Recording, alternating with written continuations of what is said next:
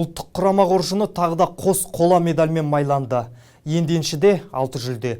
Ал дүбірлі доданың аяқталуына небәрі 2 күн қалды. Алтыннан алқа тағаламыз ба?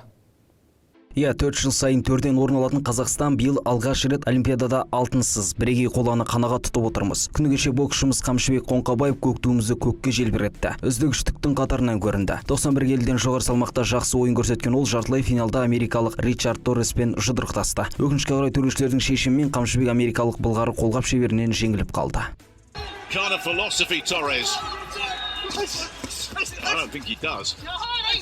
That might give Konkabayev.